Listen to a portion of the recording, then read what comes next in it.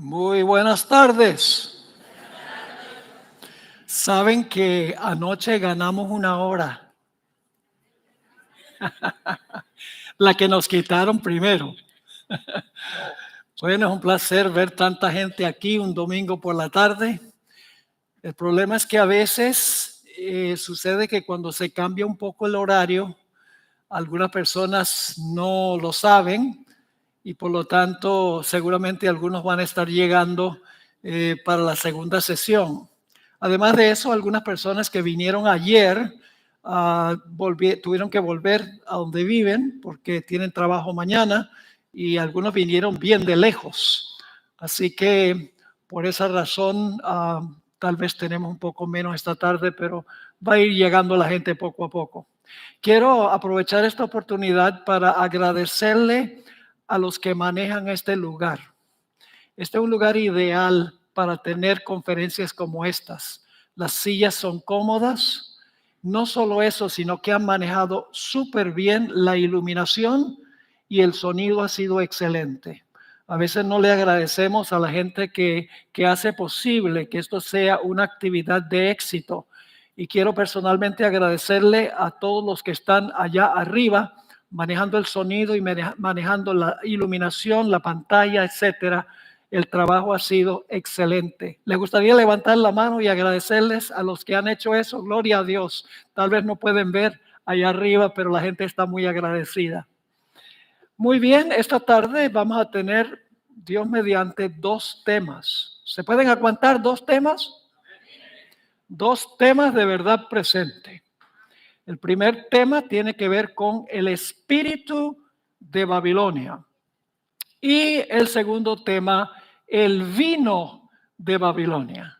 Así que ese será nuestro estudio de esta tarde. Preparen sus libretas para anotar. Abran sus Biblias porque vamos a usar mucho la Biblia y vamos a tener una aventura de estudio en la palabra de Dios. Pero antes queremos orar, aunque hemos tenido la oración. Siempre me gusta orar antes de comenzar a predicar, así que oremos. Padre, gracias te damos por este lindo día que nos has concedido.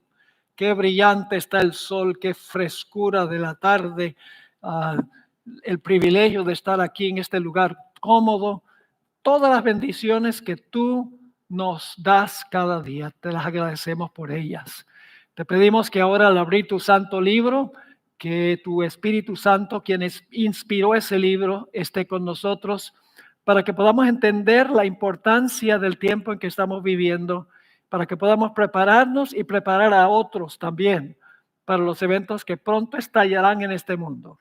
Gracias, Padre, por escucharnos, porque te lo pedimos en el nombre de Jesús. Amén. Amén. Vamos a comenzar nuestro estudio leyendo un versículo de Apocalipsis 14. Apocalipsis 14 y el versículo 8. Se conoce como el mensaje del segundo ángel, porque en ese capítulo hay 3 mensajes angélicos. Uno que comparte el evangelio eterno a toda nación, tribu, lengua y pueblo, que nos manda a temer a Dios, darle gloria porque estamos en la hora de su juicio y adorar al Creador. El segundo mensaje nos insta a entender la caída de un sistema que se conoce como Babilonia. Así que vamos a leer ese versículo, Apocalipsis 14 y el versículo 8. Dice así: otro ángel, siguiendo el primero, le siguió diciendo: ha caído Babilonia, la gran ciudad, porque ha hecho beber a todas las naciones del vino del furor de su fornicación. Varias cosas que quiero mencionar al comenzar aquí. Número 1, cuando la Biblia repite algo es porque es de suprema importancia. No solamente dice ha caído Babilonia, sino que dice ha caído Babilonia. Significa que Babilonia ha caído de verdad, sin ninguna duda. También quiero recalcar la razón por la cual cayó Babilonia. Dice, porque ha hecho beber a todas las naciones del vino del furor de su fornicación. Es decir, Babilonia cayó porque le dio a todas las naciones y a los reyes el vino de su fornicación. Eso es lo que vamos a hablar hoy en el segundo tema sobre el vino, pero en ese tema queremos hablar del espíritu de Babilonia. Para poder entender a Babilonia en Apocalipsis, necesitamos entender primero a dónde se originó el nombre Babilonia. No es en Apocalipsis la primera vez que aparece Babilonia. La primera vez que aparece ese nombre de esa ciudad se encuentra en Génesis el capítulo 11. Así que si queremos entender la Babilonia de Apocalipsis, tenemos que entender el espíritu de la Babilonia de los que procuraron construir la torre de Babel y edificar la ciudad allí. Así que regresemos al libro de Génesis, el capítulo 11, y vamos a hablar por unos momentos de la historia de la edificación de la Torre de Babel y la ciudad que luego se conoció como la ciudad de Babilonia. Vamos a empezar en Génesis el capítulo 9 y el versículo 1. Después del diluvio, Dios le dijo a los que salieron del arca que se dispersaran por toda la tierra, que no se conglomeraran en un lugar específicamente, sino que se esparcieran y llegaran a habitar toda la tierra. Eso es lo que nos dice en Génesis 9:1 y reza de la siguiente manera. Bendijo Dios a Noé y a sus hijos y les dijo, fructificad y multiplicaos y llenad la tierra. Es decir, no se concentren en un solo lugar, sino que espárzanse por toda la tierra. Ahora, encontramos que en el libro de Génesis los nombres son muy importantes. Los nombres no son solamente un distintivo para distinguir a Esteban de Carlos. Los nombres en Génesis denotan el carácter de la persona o del lugar que lleva el nombre. Permítame darles unos ejemplos. El nombre Eva significa madre de todos los vivientes. Le cuadra el nombre, ¿verdad que sí? El nombre Betel, a donde Jacob vio la escalera que unía el cielo con la tierra, él dijo, este lugar es Betel, que significa casa de Dios. Cuando luchó con el ángel, que era Cristo Jesús, en realidad, él le puso nombre Peniel, que significa rostro de Dios. Y luego explicó que le puse rostro de Dios porque vi a Dios cara a cara y no perecí. También tenemos el nombre Jacob, que significa suplantador. Procuró Jacob de suplantar a su hermano Esaú desde que estaba en el vientre, lo tenía agarrado del tobillo. Y luego entonces le quitó la primogenitura. Así que le cuadraba bien el nombre suplantador. Pero luego cuando luchó con el ángel y venció, se le puso el nombre Israel, príncipe de Dios, porque su carácter había cambiado.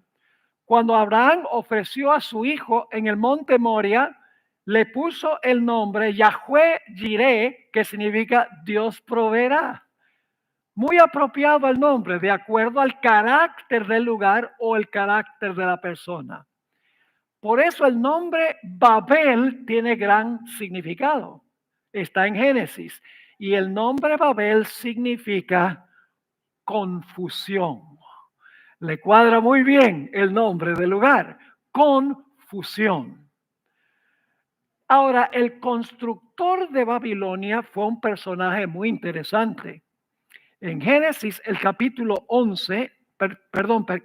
10, 8 al 11, dice que el que construyó la ciudad de Babilonia fue un personaje llamado Nimrod. ¿Qué significa el nombre Nimrod? El nombre Nimrod significa rebelión. muy significativo que se le puso el nombre al fundador de Babilonia, rebelión, y que el nombre Babilonia significa confusión. En un diccionario bíblico nos habla de la importancia de un nombre. Dice así: en el modo de pensar bíblico, el nombre no es un mero rótulo de identificación. Más bien es una expresión de la naturaleza esencial de la persona que lleva el nombre. El nombre de un hombre revela su carácter.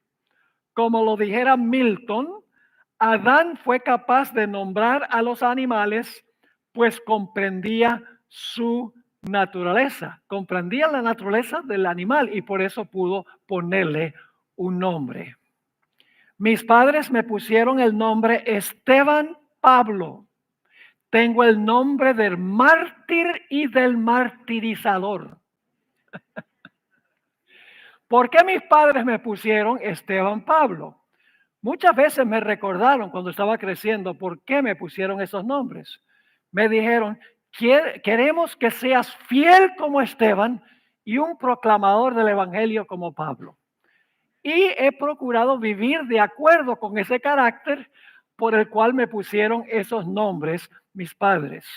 Así que en Génesis, cuando llama Babel confusión, y cuando dice que su constructor fue Nimrod, que significa rebelión, podemos saber qué clase de empresa fue esa, la de construir la torre y edificar la ciudad. Ahora vamos a Génesis 11 y los versículos 1 y 2. Génesis 11, 1 y 2.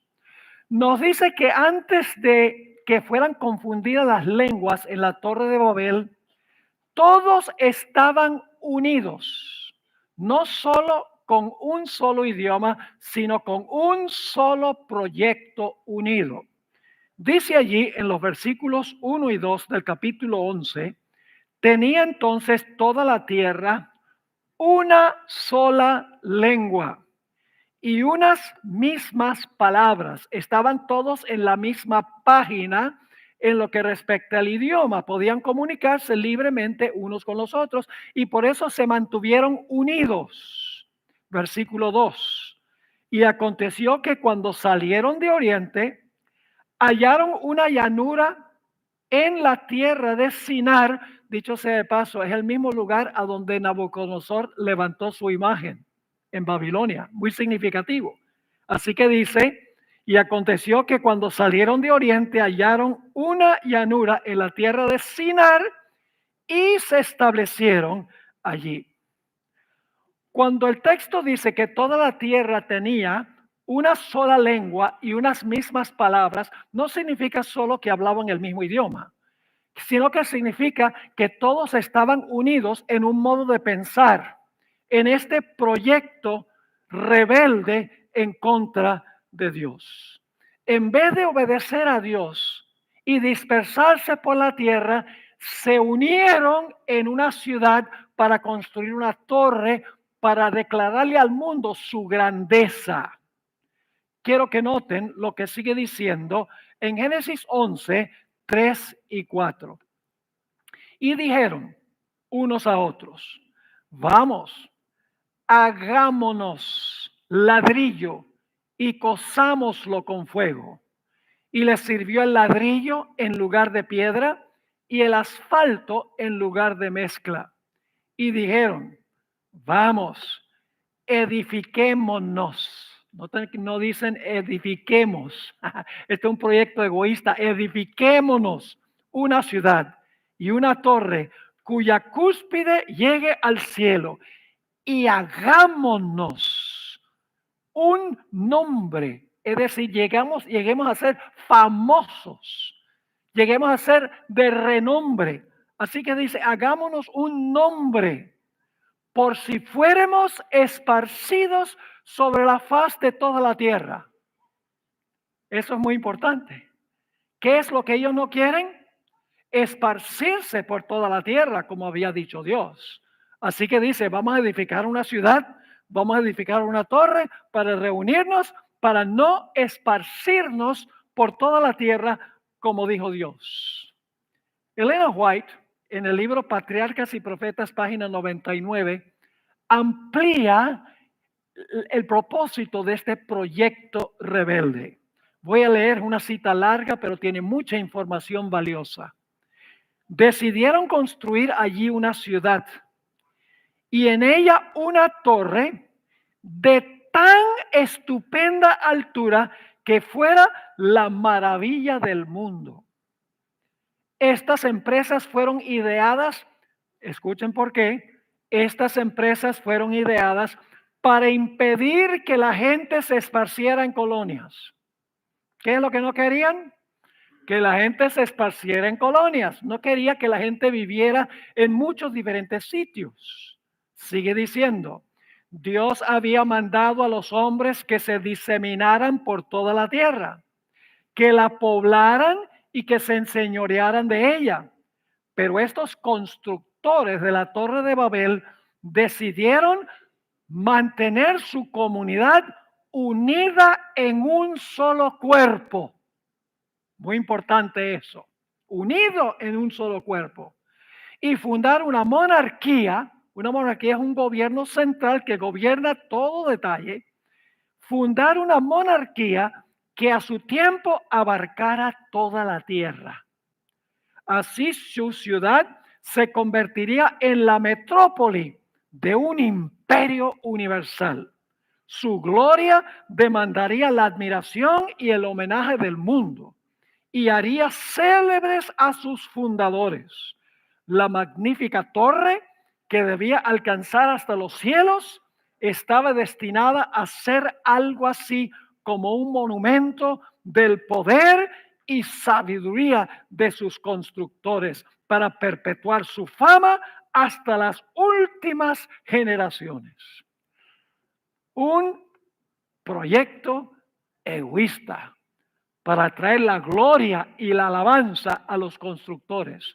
Un deseo de no esparcirse, sino de unirse en un solo cuerpo en rebelión contra Dios. Elena White explicó por qué ellos querían construir una torre que alcanzara hasta los cielos. Menciona dos razones por las cuales ellos querían construir esa torre. Dice en Patriarcas y Profetas, página 112, creyeron que construyendo la torre hasta una altura mucho más elevada que la que habían alcanzado las aguas del diluvio, pensaban colocarse a sí mismos más allá de todo peligro. Querían construir una torre que alcanzara más alto que lo que alcanzaron las aguas del diluvio. No creyeron la palabra de Dios, desconfiaron de la palabra de Dios, de la promesa de Dios. Porque Dios había dicho, no voy a destruir el mundo nuevamente con un diluvio. Pero no creyeron en lo que Dios dijo. Y por lo tanto dijeron, vamos a construir una torre para que podamos salvarnos a nosotros mismos. Es decir, salvación propia por sus obras construyendo esa torre. Pero había una segunda razón. Dice, y al ascender a la región de las nubes, esperaban descubrir la causa del diluvio. Imagínense tratando de explicar científicamente la razón por la cual vino el diluvio cuando Dios les había dicho por 120 años que el diluvio iba a destruir el mundo por la rebelión de los antediluvianos. Querían salvarse ellos mismos y al mismo tiempo querían científicamente explicar como un fenómeno natural la razón del diluvio. Así que ese era el proyecto. De modo que Dios decidió descender para examinar e investigar el proyecto. Hay un juicio investigador antes de que se confundan las lenguas y caiga la torre. Dios nunca destruye sin primero hacer una investigación del caso. Noten Génesis 11 y el versículo 5. Y descendió Jehová para ver. para examinar, para ver la ciudad y la torre que edificaban los hijos de los hombres. Dios, como se describe aquí, dice, ahora yo voy a investigar este proyecto y voy a ver si han ido demasiado lejos, si yo tengo que intervenir para impedir o para interrumpir este proyecto. Elena White escribió en una revista que se llama Youth Instructor, el instructor de los jóvenes, era una revista que se publicaba en la época de ella, febrero 1, 1894, ella escribió lo siguiente: Dios guarda un registro de las naciones. Nosotros sabemos que Dios guarda un registro de las personas, ¿sí o no? ¿Dios tiene un registro de nuestra vida en los libros celestiales? Claro que sí, pero Dios también tiene un registro de ciudades. Dios tiene también un registro de naciones.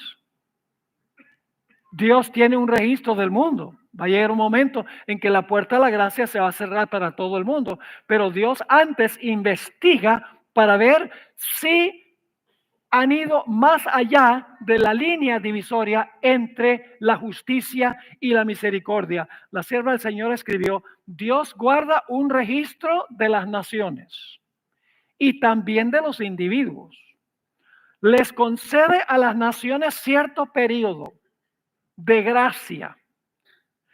Fíjense que Dios le da a una nación cierto periodo de gracia. ¿Se lo dio a Babilonia, sí o no?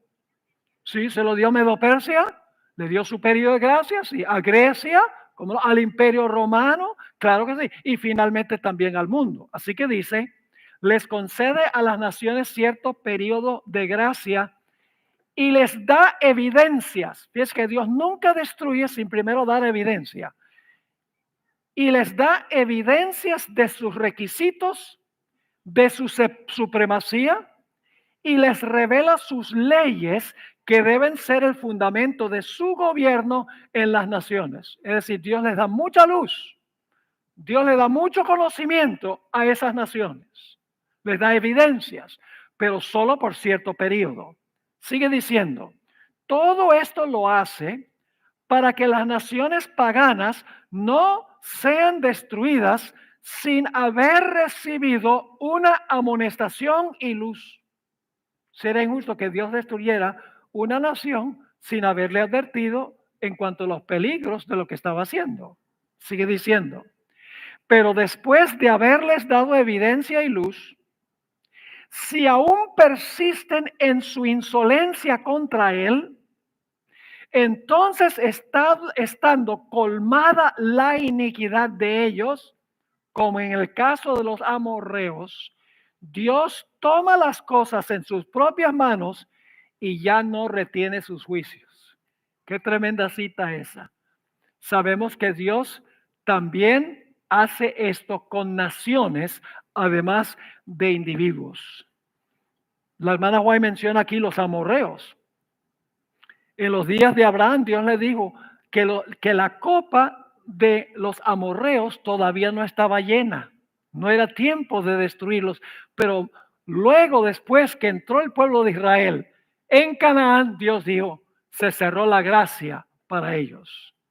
La puerta de la gracia se cerró también para Jerusalén en el Antiguo Testamento. Hubo un juicio en Ezequiel el capítulo 9 y luego que se hizo el juicio en el capítulo 9 de Ezequiel, entonces la ciudad fue destruida por el rey Nabucodonosor. También hay una puerta de la gracia que se va a cerrar para los Estados Unidos. Quiero leerles una cita del Espíritu Profecía. Dios lleva un registro no solo de Estados Unidos, de Chile también, y de Colombia, y de Beijing, de todas las ciudades, de todas las naciones. Dios lleva un registro y establece un límite más allá del cual no pueden ir. Fíjense lo que dijo la sierva del Señor en cuanto a los Estados Unidos. El pueblo de los Estados Unidos ha sido un pueblo favorecido. Pero cuando restrinjan la libertad religiosa, renuncien al protestantismo y apoyen al papado, la medida de su culpa se habrá completado y en los libros del cielo se registrará apostasía nacional. Y cuando se escriba apostasía nacional, en otras citas dice es que esto va a llevar a la ruina nacional, la destrucción. En Apocalipsis 22:11 habla del cierre de la gracia para el mundo. Dice, el que es justo, sea justo todavía. El que es limpio, sea limpio todavía. El que es santo, sea santo todavía. El que es injusto, sea injusto todavía. Va a llegar un momento en que el mundo va a colmar el vino hasta que la copa está rebosando y Dios va a cerrar la puerta de la gracia. Así que Dios desciende para investigar esta ciudad y para investigar la torre, para determinar si ha ido más allá del límite de la misericordia. Y a base de lo que Dios examinó, Dios dicta la sentencia. La sentencia viene antes de la destrucción. Viene la sentencia o el veredicto. Génesis 11, 6 y 7. Y dijo Jehová, he aquí el pueblo es uno. No está diciendo que es una sola persona. El pueblo está completamente unido. Es decir, no había ni una voz discordante. Dice, el pueblo es uno. Y todos estos tienen un solo lenguaje. Y ahora escuchen, y han comenzado la obra. Esto es solo el principio, lo que tenían planeado. Dice, y han comenzado la obra. Y nada les hará desistir ahora de lo que han pensado hacer. Es decir, ya no hay esperanza para este proyecto, porque nada va a impedir que ellos hagan lo que ellos tienen la intención de hacer. Y por lo tanto, ahora dice, vamos a implementar el veredicto. Vamos ahora a destruir este proyecto rebelde. Y dice en el versículo 7, ahora pues descendamos y confundamos allí su lengua para que ninguno entienda el habla de su compañero. Y luego Dios ejecuta la sentencia y hace precisamente lo que acabamos de leer. Noten Génesis 11, 8 y 9. Génesis 11, 8 y 9. Así los esparció. Dios dijo, si ustedes no se dispersan, yo los disperso, no hay ningún problema. Yo los disperso por todas partes, por todo el mundo, si ustedes no lo hacen. Así los esparció Jehová desde allí sobre la faz de toda la tierra y dejaron de edificar la ciudad.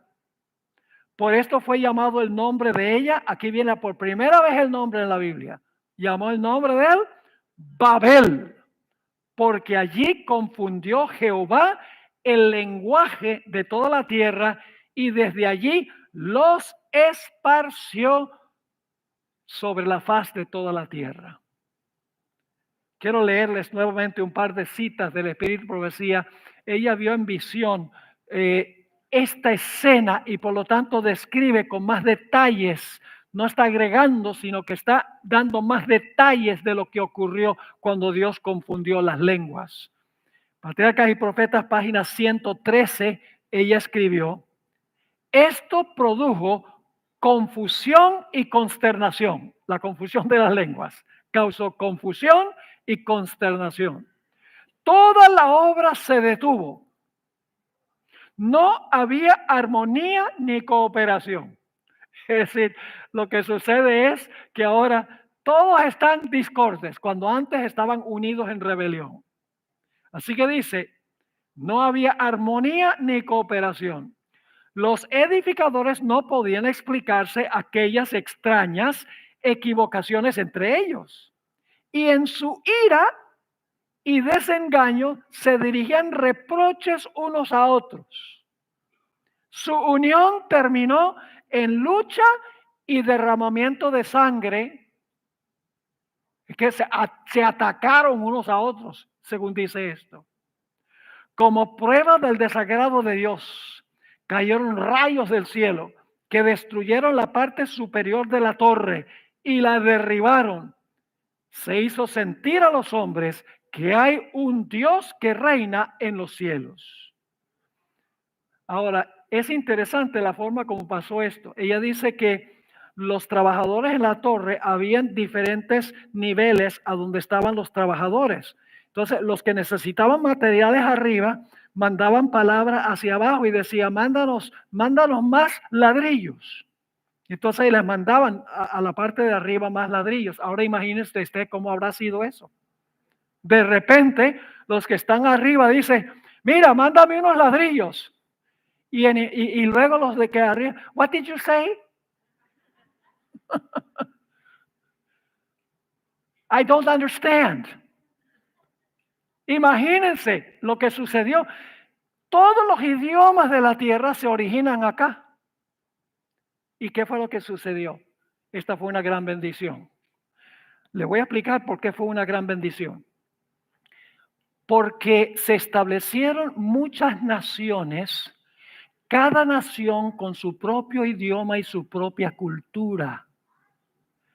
Aparecieron las naciones individuales y era mucho más difícil consolidar la rebelión en unión cuando todos tenían diferentes culturas y diferentes idiomas. ¿Me están entendiendo lo que estoy diciendo? Mucho más difícil el globalismo, una rebelión unida, porque ahora cada nación tenía su cultura, cada nación tenía su idioma, cada nación tenía su forma de pensar y iba a ser mucho más difícil que todos estuvieran en la misma página. Por eso es que Dios los había mandado a dispersarse por toda la tierra. En la página 115 de Patriarcas y Profetas, la sierva del Señor escribió, Dios soporta pacientemente la perversidad de los hombres, dándoles amplia oportunidad para arrepentirse, pero toma en cuenta todos sus ardides para resistir la autoridad de su justa y santa ley. De vez en cuando, la mano invisible que empuña el cetro del universo se extiende para reprimir la iniquidad. Se da evidencia inequívoca de que el creador del universo, el que es infinito en sabiduría, amor y verdad, es el gobernante supremo del cielo y de la tierra, cuyo poder nadie puede desafiar impunemente. Cuando nosotros vemos el mundo hoy en día, decimos, está vuelto un desastre este mundo.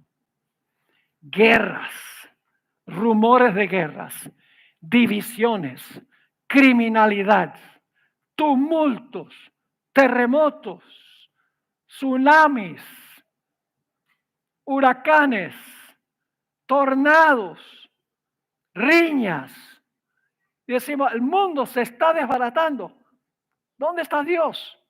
Parece estar todo fuera de control, pero Dios está sentado en su trono tranquilito en el cielo. Dice, no se preocupen que yo tengo todo bajo el control. Dios va a tener la última palabra, no el hombre. Ahora quiero que vayamos al imperio neobabilónico. Nabucodonosor lo que quería hacer era restablecer la Babilonia que había existido en Génesis 11. Y tenía el mismo espíritu de arrogancia, de independencia de Dios, de rebelión contra la ley de Dios que habían tenido los constructores de la torre. Dice en el libro de Daniel, el capítulo 4 y el versículo 29 y 30, cuál era el espíritu que tenía Babilonia en los días de Nabucodonosor. El mismo espíritu de los constructores de la torre y de la ciudad. Aquí Nabucodonosor está caminando en el balcón del palacio, admirando la ciudad que él había construido, y nos dice aquí lo siguiente: al cabo de 12 meses, paseando en el palacio real de Babilonia, habló el rey y dijo, ahora escuchen, ¿no es esta la gran Babilonia? Oh, es la misma expresión que se usa en el Apocalipsis, ¿verdad que sí? Ahora van a ver cuál es el espíritu. ¿no es esta la gran Babilonia que yo edifiqué para casa real con la fuerza de mi poder y para la gloria de mi majestad? Desafiando al Dios del cielo, arrogante, diciendo, esto lo hice yo para mi fama y para mi grandeza, no para glorificar a Dios. Y Dios le dijo, así es la cosa. ¿Quién estaba en control? Dios. Dios le dice a Nabucodonosor, ¿tú crees eso? ¿Tú crees que yo no soy el que estoy en control? Te voy a convertir en vegetariano por 7 años. Y le sirvió porque 7 años después de ser vegetariano, cayó en sí. No tomen eso como un hecho. Estoy nada más bromeando, ¿verdad que sí? Pero le tocó ir a comer hierba como animales. ¿Quién estaba en control? Dios le dice, tú dices que esta es la gran Babilonia que yo edifiqué para casa real con la fuerza de mi poder y para la gloria de mi majestad. No. Yo estoy sentado en mi trono y yo soy el que dicto lo que va a pasar. A veces nos desesperamos porque parece que el mundo está fuera de control, pero Dios es el que está en control, aun cuando no lo discernimos con nuestros ojos físicos. Y Dios va a tener la última palabra como lo tuvo en Babel. La Babilonia final de Apocalipsis también es un sistema global que se va a unir en rebelión contra Dios. Va a establecer una monarquía mundial en rebelión contra Dios. Y va a parecer que el proyecto va a tener éxito, pero cuando llegue al momento crucial, cuando Dios examine y diga, no más lejos que eso, Dios tendrá la última palabra, Dios intervendrá. Ahora, ¿saben qué más se esparció desde Babel? No solamente se establecieron naciones con diferentes idiomas y con diferentes culturas, diferentes formas de pensar, a donde sería muy difícil que se unieran todos con un mismo proyecto, con una misma ideología, mucho más difícil, sino de Babel también se esparcieron todos los falsos rasgos de las religiones del mundo.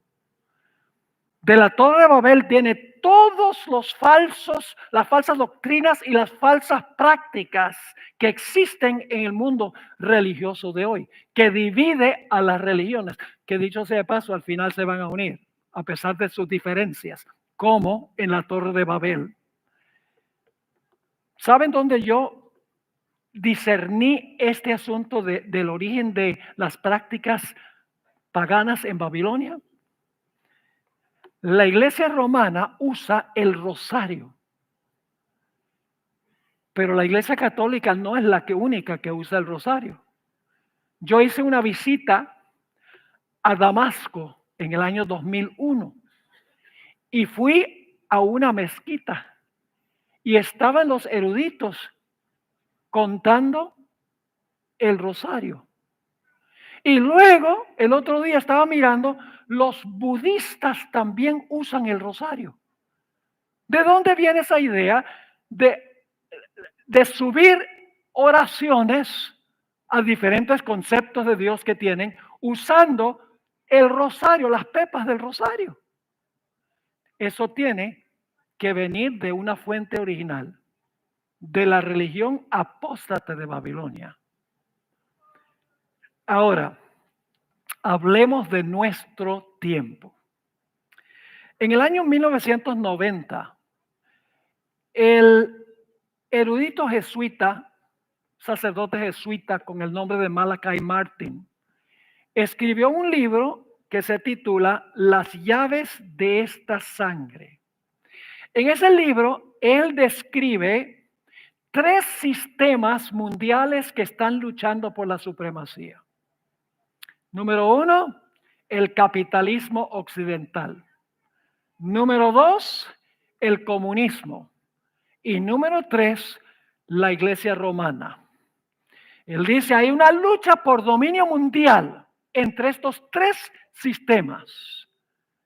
Y quiero leerles lo que él escribió en cuanto a quién va a ganar. Y lo que él no sabía es que cuando dice que este sistema iba a ganar, es precisamente lo que dice la profecía. pero va a ganar por un corto tiempo nada más, no a la larga. Escribió en su libro Las llaves de esta sangre, página 14 y 15, lo siguiente. Hay una gran similitud que comparten estos tres competidores geopolíticos. Competidores geopolíticos significa por dominio de todo el mundo. Él dice, hay una similitud entre los tres. Cada uno de ellos tiene en mente un gran designio para un solo gobierno mundial. Los tres tienen ¿qué cosa? Un designio para un solo gobierno mundial. Su competencia geopolítica, es decir, por el dominio del mundo, tiene que ver con cuál de los tres formará, dominará y administrará el sistema mundial, escuchen bien, que reemplazará al decadente sistema de naciones. ¿Qué es lo que él está diciendo? Que hay que eliminar el sistema de naciones. ¿Por qué creen ustedes que hay tanto movimiento de inmigración por todo el mundo? La razón es que cuando entran muchas personas, y yo no voy a pronunciarme ni a favor ni en contra de lo que es la inmigración, sencillamente les voy a decir cuál es la razón de eso. Cuando entra una nación muchas personas de otras nacionalidades, lo que sucede es que se diluye el espíritu patrio de esa nación. Ese es ultimadamente el propósito, es borrar las barreras entre naciones para que luego sea más fácil hacer lo que sucedió en la Torre de Babel, aún con diferentes idiomas y culturas, unirse en rebelión contra Dios. Y no le voy a decir qué movimiento está detrás de esto. Pero yo creo que algunos han compartido conmigo qué sistema está detrás de esto. Así que la idea de estos tres competidores, el capitalismo occidental, el comunismo y el romanismo, es sobre quién va a dominar el sistema mundial y eliminar el sistema de naciones. Y dicho sea de paso, destruir también la propiedad privada, entre otras cosas. Ese es el plan. Ahora, Martin no albergaba dudas en cuanto a cuál de los tres iba a ganar esta competencia.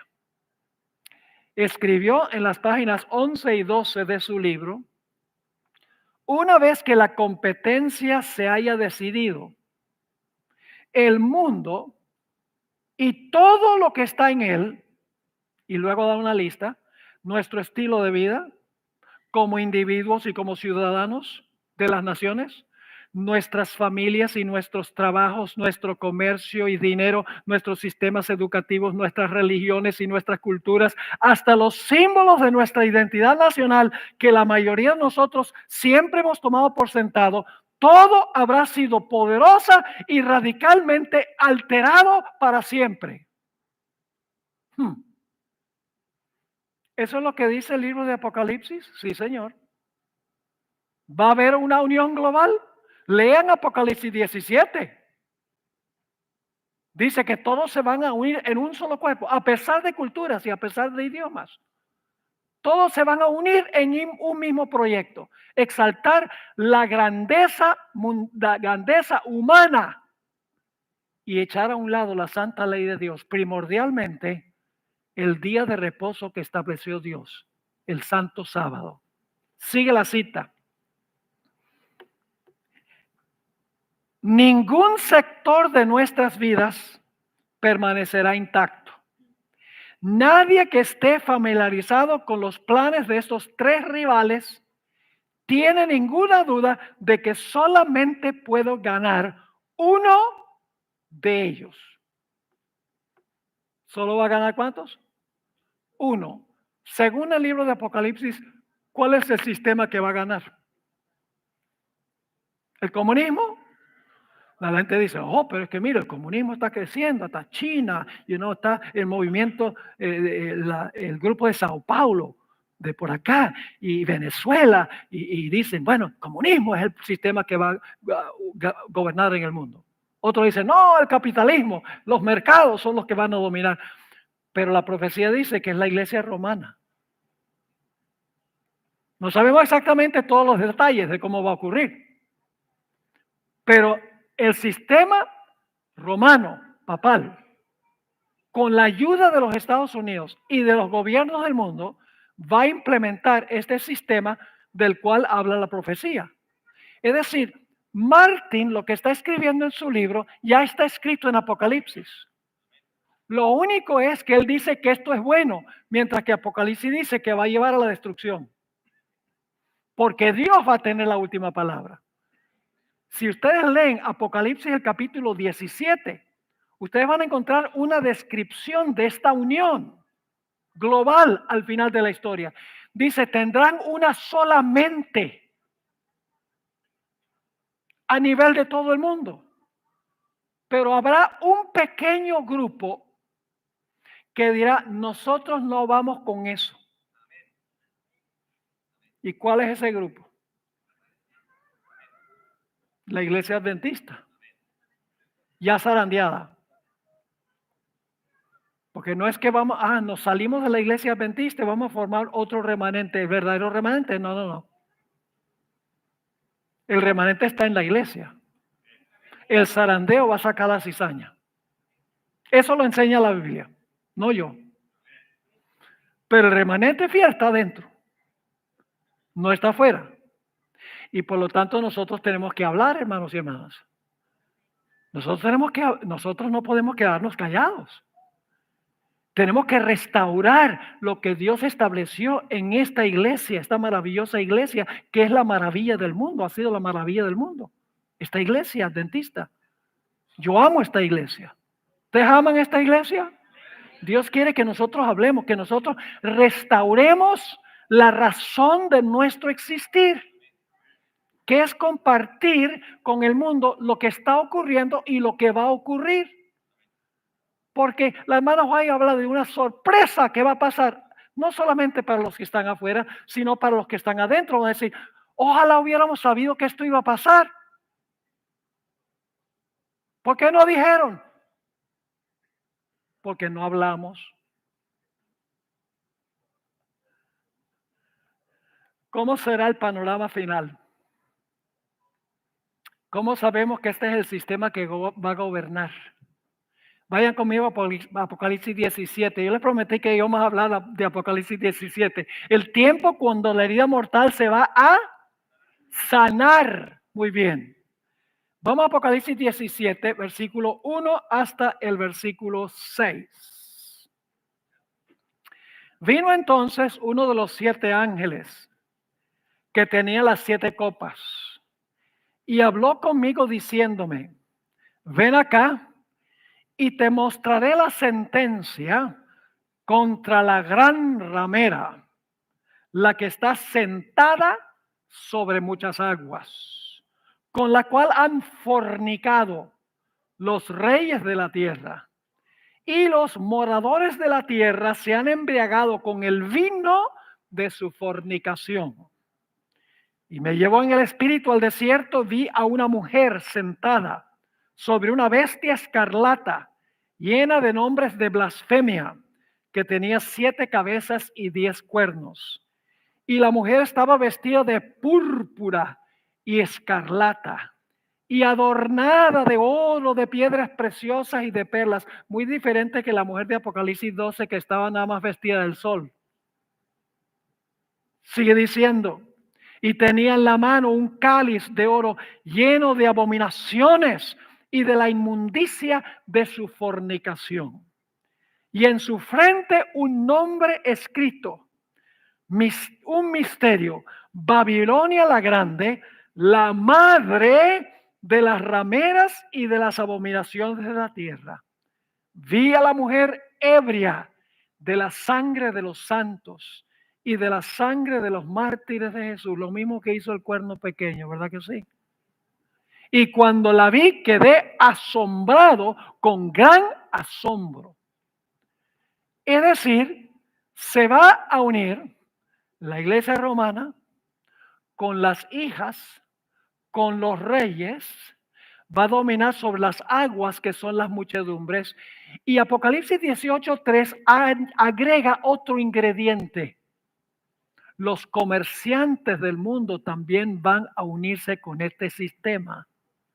Fíjense lo que dice Apocalipsis 18:3.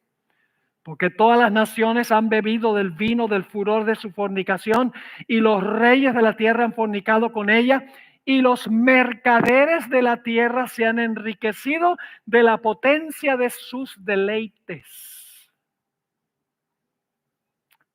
Una coalición mundial que se compone de la iglesia romana, de las hijas que son las iglesias protestantes apóstatas, de los gobernantes del mundo, de las aguas sobre las cuales dominan muchedumbres, naciones, lenguas y pueblos, y también de los comerciantes del mundo, todos unidos. Por eso es que va a haber un momento en que nadie va a poder comprar y vender, porque el comercio está unido también en este proyecto. ¿Están viendo esto o no? Ojalá no los esté asustando. No, el propósito no es ese. Cosas están pasando, ustedes saben que cosas están pasando en el mundo que están apuntando hacia esto. No cabe duda alguna. Ahora vamos a repasar las características para que ustedes me digan qué representa esta ramera. ¿Quién está manejando todo aquí en Apocalipsis 17? ¿Las hijas están manejando todo? No. ¿Los reyes están manejando todo? No. ¿Las muchedumbres están manejando todo? ¿Los comerciantes están manejando todo? ¿Quién está manejando todo? La ramera. Ella es la que hace todo en Apocalipsis 17. La descripción es de ella. Ella está dominando y controlando esto. Vamos a repasar las características.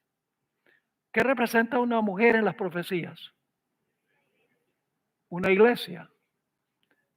Una mujer pura representa una iglesia pura. Una mujer prostituta representa una iglesia que se ha prostituido. Es decir, debemos buscar no a los ateos, ni tampoco debemos buscar a Walmart. Aquí le dicen líder. Debemos buscar este sistema como una iglesia, porque una mujer ramera que se prostituyó. Dice que se sienta sobre muchas aguas. ¿Qué significa el acto de sentarse? Las domina, las controla, las manda. Además de eso, es una iglesia que tiene relaciones con los poderes civiles de la tierra, fornica con los reyes de la tierra.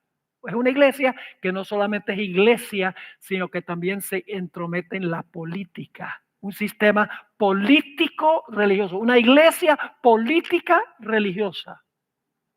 Además de eso, le da vino a los reyes y a todas las naciones. Y vamos a encontrar el segundo tema, que el vino son sus falsas doctrinas que emborrachan a los reyes y emborrachan a las naciones espiritualmente, no literalmente, porque estamos tratando con símbolos. Es una iglesia cuyos colores son púrpura y escarlata. Yo creo que ustedes saben qué sistema es ese. Además de eso, es una iglesia ostentosa y rica, porque se viste con oro, plata, perlas y piedras preciosas. Es una iglesia que tiene mucha riqueza en oro, plata, etcétera. Además de eso, es una iglesia que tiene hijas, que son rameras también. Ella es la madre de las hijas. Yo no conozco a una sola madre que no tenga hijos. Si es madre de las rameras, significa que tiene hijas que nacieron de ella, que en muchos sentidos son similares a ella. ¿Sí o no? Claro que sí. No solo eso, sino que dice que es una iglesia que tiene una historia de persecución y derramamiento de sangre de los santos y de los mártires de Jesús. ¿Cuál es la única iglesia del mundo que cuadra con esta descripción? La Iglesia Católica Apostólica Romana, la Iglesia Papal. Y como yo les decía en esa semana de oración que tuve en Argentina, le dije, no les voy a decir qué sistema es. Solamente les voy a dar las características. Esas son las características que les di. Y el siguiente día llega una para una entrevista y dice, pastor, anoche usted ofendió a mi iglesia. Y yo le dije, pero ¿cómo ofendía su iglesia si yo no mencioné ninguna iglesia? Me dice, pero por las características se sabía de quién estaba hablando. Y le dije, pues si las características apuntan hacia cuál sistema es, entonces debe aceptarlo. Yo no tuve que decirle, usted misma lo dedujo. No sé qué pasó con esa mujer, pero luego tuvimos más conversación sobre el sábado y el domingo. Le dije, ella era catequista, imagínense eso. Y yo le dije, mire, ¿cuál es el día de reposo que debemos guardar? Dice, el domingo. Le dije, ¿por qué el domingo? Dice, porque Cristo resucitó ese día. Le dije, ¿tú has leído el cuarto mandamiento de la ley de Dios? Sí. Claro, el cuarto mandamiento en la Iglesia Católica no es el mismo cuarto mandamiento. Y dice, claro. Yo, ¿sabes tú que ahí dice que se debe guardar el séptimo día sábado? Yo, no dice eso. Esa es la iglesia, esa es en la Biblia protestante. Le dije, ve a tu Biblia católica. Lee tu Biblia católica. Lee el mandamiento. 6 días trabajarás y harás toda tu obra. Para el séptimo día es sábado de Jehová tu Dios. Y como que no creía. Y le dije, mira, lo que yo quiero que tú hagas, lee el mandamiento del sábado. Y luego ve a preguntarle a tu sacerdote por qué se guarda el domingo en vez de guardar el sábado. Y me dijo, bueno, voy a hacerlo. Le dije, y te voy a decir lo que va a decir tu sacerdote. Tu sacerdote te va a decir que la iglesia romana, Dios le dio autoridad para cambiar la ley. Entonces yo le dije, ¿a quién tú crees? ¿La Biblia o tu sacerdote? Terminó la entrevista, terminamos bien, oré con ella, no terminamos bravos. Se fue y no sé qué pasó con ella. He orado por ella. De que Dios, la semilla que sembré, poniendo una contradicción entre la Biblia y lo que dice la iglesia romana, puede haber causado un impacto para que viera la luz, pero nunca la volví a ver. Si está viva, sigo orando por ella. Así que, ¿cuál sistema es este? Es la iglesia romana la que va a dominar. ¿Es eso lo que dijo Malachi Martin también? ¿Es lo que dijo Malaquías Martin en su libro Las llaves de esta sangre? ¿Dice eso? Sí, él está diciendo exactamente lo que dice la Biblia. Lo único es que él dice que es algo bueno, mientras que la Biblia dice que es algo malo. Ahora, hoy en día, hermanos y hermanas, se facilita mucho el que las naciones se unan. Les voy a dar una lista de por qué. Porque vivimos en un mundo global. Ya las culturas y los idiomas no son una barrera para la unión. Todas las economías mundiales están unidas. La gente ha dicho que cuando los Estados Unidos estornuda, a todo el mundo le da gripe. Y lo mismo sería de China. Cuando China estornuda, al mundo le da gripe, porque todas las economías mundiales están entrelazadas, unidas en un sistema económico mundial. Además de eso, vivimos en un mundo de unión en términos de transportación. Por ejemplo, yo pertenezco a una alianza que se llama One World, un mundo, de American Airlines. Yo puedo montarme en un avión y puedo estar en el otro lado del mundo en unas horas. Y ellos pueden venir y estar aquí en unas horas nada más. Es decir, en términos de transportación, ya las distancias no tienen tanta importancia. Además de eso, hay, ¿cómo se dice software en español? Hay programas donde ustedes pueden traducir fácilmente de un idioma a otro en su celular. Ya el idioma no es una barrera tampoco. Además de eso, vivimos en un mundo de comunicación global a través de tecnologías como Skype, Zoom, correo electrónico, mensaje de texto, WhatsApp, teléfonos celulares, Twitter, Instagram, Facebook, TikTok. Todo eso hace que el mundo se pueda comunicar libremente, instantáneamente. Además de eso, el Papa Francisco ha hecho un gran esfuerzo por unir a todas las religiones del mundo. Usa el cambio climático como un método de unir a todos los políticos del mundo. El mundo se caracteriza también por una filosofía rebelde, el modo de pensar posmoderno. Cuando usted baja las normas de la ley de Dios, es fácil que todo el mundo se una a base de la inmoralidad. Se habla de la tolerancia, de la equidad, de la necesidad de ser políticamente correcto. Se enfatiza la unidad en la diversidad, el pluralismo. Eso es lo que está de moda hoy en día. Que hace que cualquiera que está en cualquier parte acepte cualquier cosa, bajando las barreras morales del mundo. Ahora, permítanme mencionarles algo más sobre la Iglesia romana. ¿Cuáles son sus objetivos? En 1891, el Papa escribió una encíclica, León XIII era el Papa, que se llamaba Rerum Novarum. Y en esa encíclica, él menciona 4 términos muy interesantes que han usado Juan Pablo II, que ha usado Benedicto XVI y que ha usado Francisco I. ¿Cuáles son? El bien común. El bien común.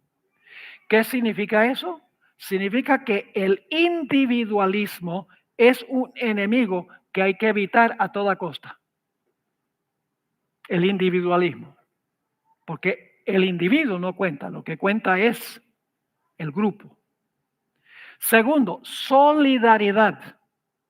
Debemos unirnos en un solo cuerpo ecuménico y evitar el sectarismo. Eliminar las divisiones entre religiones y sectas. Otra palabra, subsidiariedad. Nuestros intereses personales son subsidiarios al bien común de todos.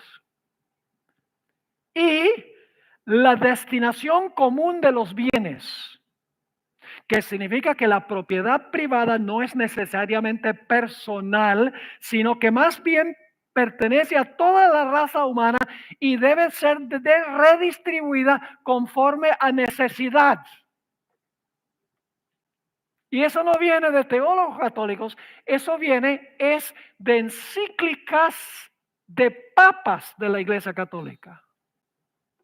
Por ejemplo, Benedicto XVI, en su encíclica Caritas Veritate, explicó los objetivos del papado usando algunas de estas expresiones. Voy a leerles lo que él escribió.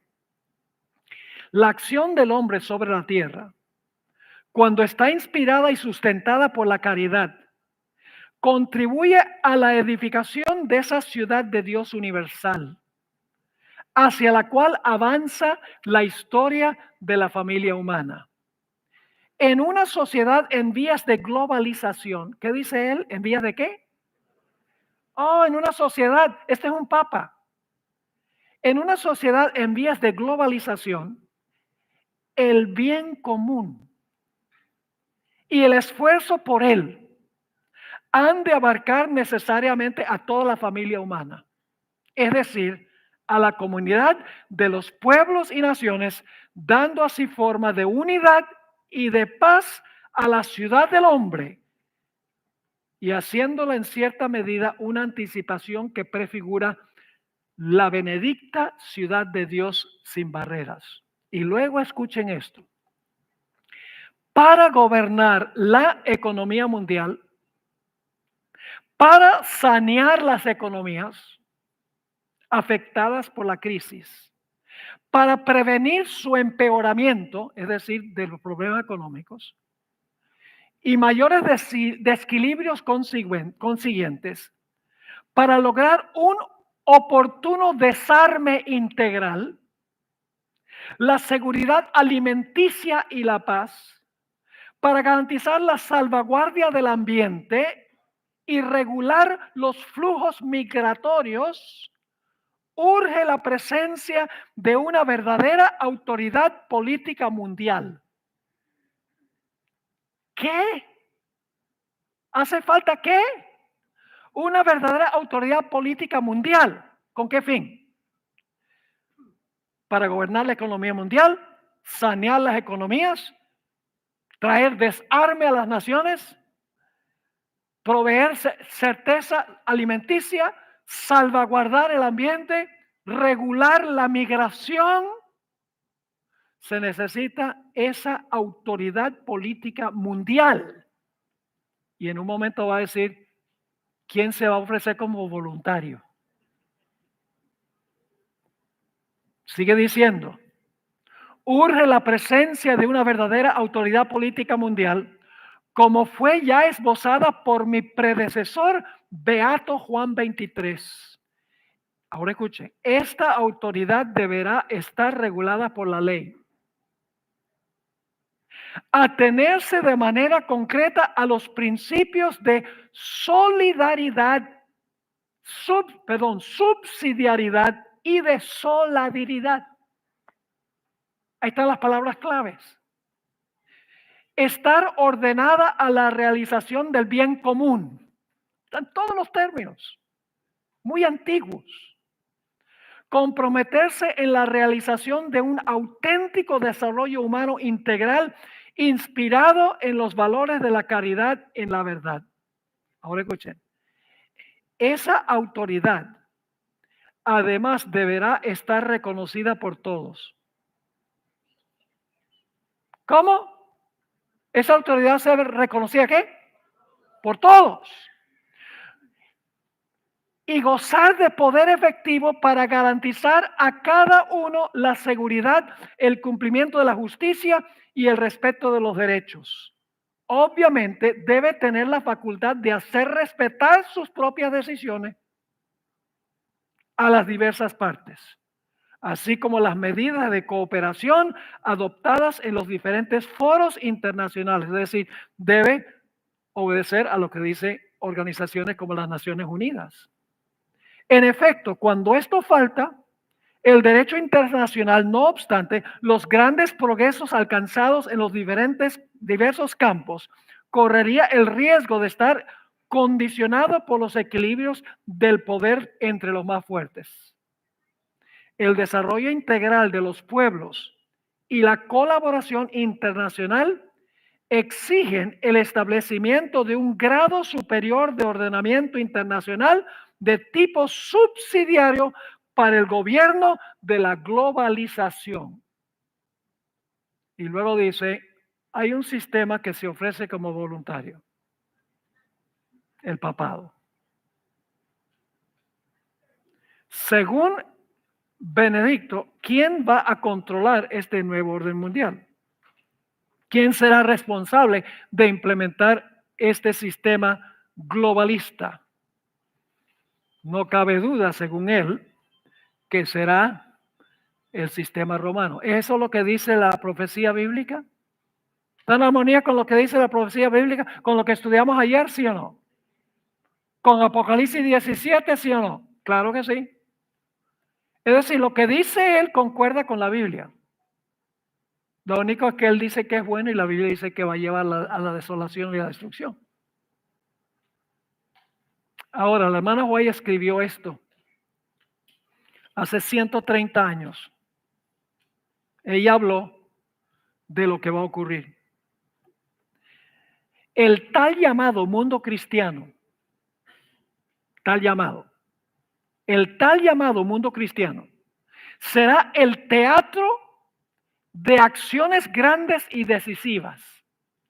Hombres en posiciones de autoridad pondrán en vigencia leyes para controlar la conciencia, siguiendo el ejemplo del papado. Babilonia hará que todas las naciones beban del vino de su fornicación. Toda nación se verá envuelta. Acerca de este tiempo, Juan el Revelador declara, y ahora no voy a leer los versículos, pero ella pone, sin citar los versículos, pone Apocalipsis 18, 3 al 7 y Apocalipsis 17, 13 y 14, donde habla de esa unidad final. Dice, estos tendrán un mismo propósito. Eso es lo que dice Apocalipsis 17. Y luego dice, habrá un vínculo de unión universal, una gran armonía, una confederación de fuerzas de Satanás. Tres formas de decir lo mismo. Habrá un vínculo de unión universal, una gran armonía, una confederación de las fuerzas de Satanás. Es precisamente lo que ocurrió en la Torre de Babel. Precisamente lo que ocurre según Apocalipsis 17. Yo no estoy compartiendo una perspectiva alarmista. Es un concepto que sostiene, no solamente estoy leyendo de los papas, estoy también leyendo de lo que dice la Biblia, que concuerda con lo que él dice. Pero en medio de toda esta unión, hermanos y hermanas, en medio de toda esta unión, habrá un grupito fiel que a ver si nosotros no nos doblegamos. Escuchen cómo lo describió la hermana White. Cuando alcancemos la norma que el Señor espera que alcancemos, está hablando ahora a nuestra iglesia, los mundanos considerarán que los adventistas son puritanos, fanáticos, raros y singulares. No debemos tratar de que la gente nos vea así.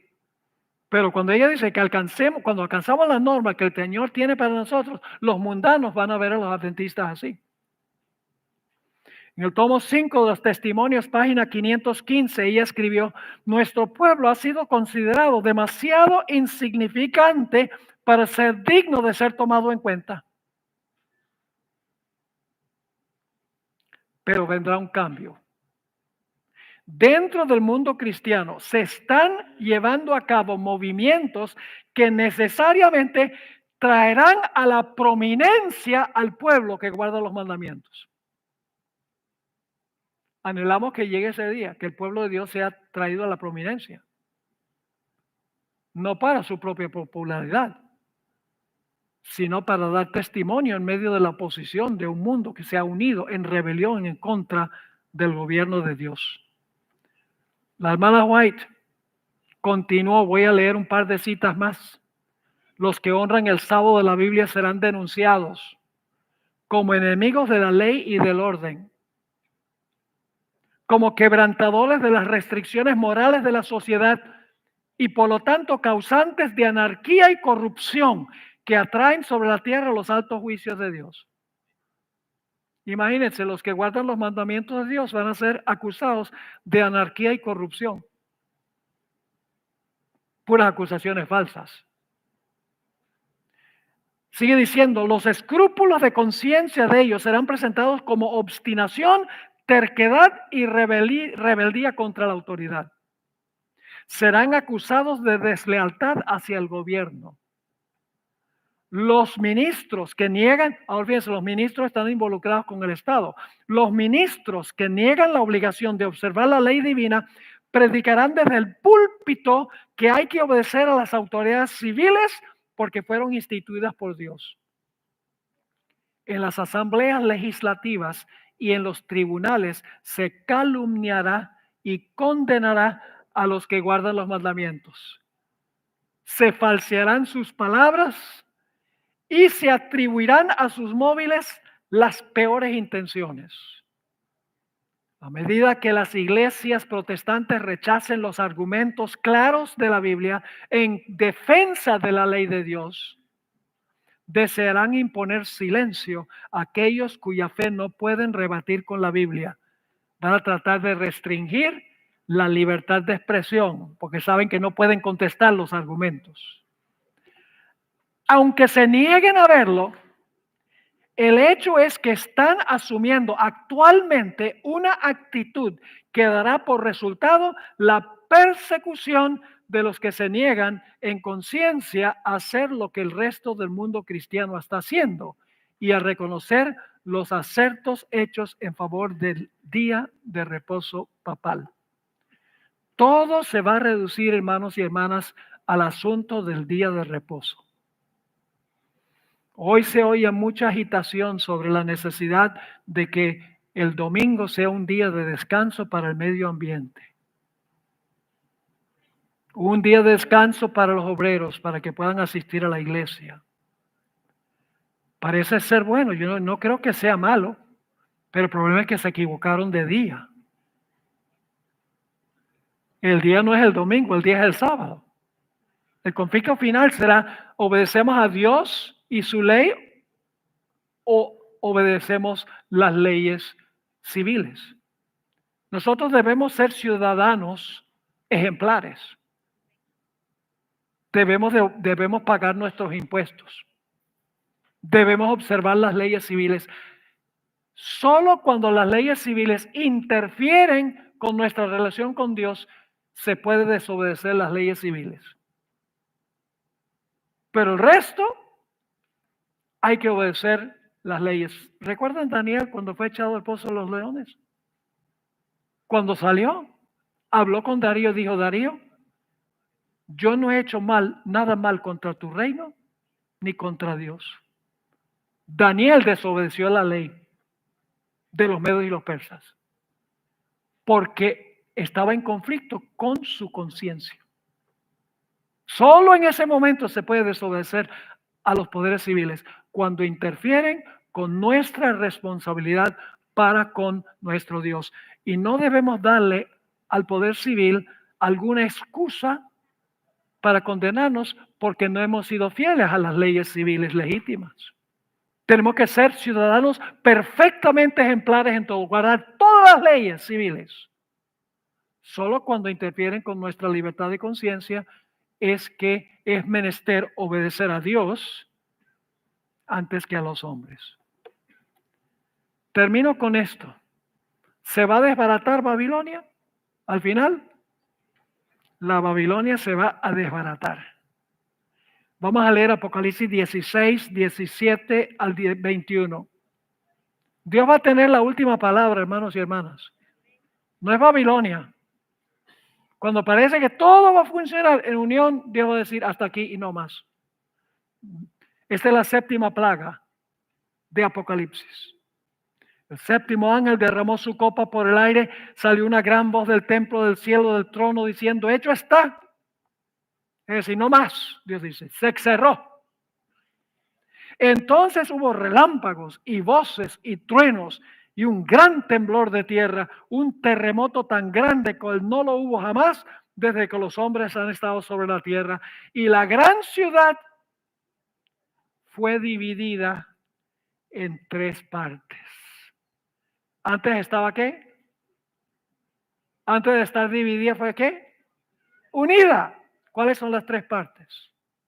El dragón, que representa los poderes civiles de la tierra, la bestia, el poder papal, y el falso profeta, el protestantismo apóstata. Antes estaban unidos, pero ahora se dividen según esto. Y la gran ciudad fue dividida en tres partes, y las ciudades de las naciones cayeron, como cayó la torre de Babel, y la gran Babilonia vino en memoria delante de Dios para darle el cáliz del vino del ardor de su ira. Toda isla huyó y los montes no fueron hallados, y cayó del cielo sobre los hombres un enorme granizo como el peso de un talento, y los hombres blasfemaron contra Dios por la plaga de granizo, porque su plaga fue sobremanera grande. Y luego en el siguiente capítulo habla del clamor de los capitalistas que se unieron con este sistema. Apocalipsis 18, raras veces estudiamos todo el capítulo, generalmente solamente trazamos los primeros versículos donde dice un ángel desciende del cielo, llena la tierra con su gloria, y luego pronuncia que Babilonia ha caído, y luego Dios dice salid de ella, pueblo mío. Pero luego el resto del capítulo habla del clamor, el dolor y el lloro de los que han perdido todas sus posesiones, incluyendo la vida eterna. La unión mundial se va a desbaratar, en otras palabras. ¿Qué debemos estar haciendo nosotros como adventistas a la luz de lo que está pasando? El mundo se está uniendo. ¿Qué deben estar haciendo los adventistas? Uniéndonos también. ¿Sí o no? Sí, pues Satanás dice, si yo puedo dividir a los adventistas y unir a mi gente, gané. Y hay tantas divisiones en nuestra iglesia ahora, sobre tantas cosas. Eso es causado por un poder de atrás. Eso no es algo humano que está sucediendo. Dios quiere que nos unamos sobre la plataforma de la verdad presente. La hermana White escribió, Cristo está sacando a un pueblo que se pare en perfecta unidad sobre la amplia plataforma de la verdad eterna. Leo de nuevo.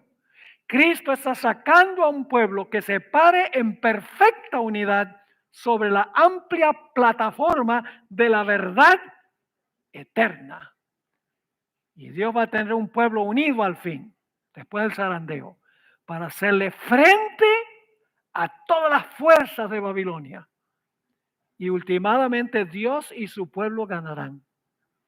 Porque en Apocalipsis 17 dice, Dios los vencerá porque es Rey de reyes y Señor de señores.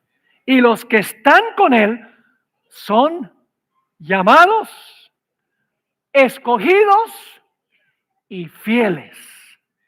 Que Dios nos ayude, hermanos y hermanas, a estar en ese grupo unido sobre la firme plataforma de la verdad.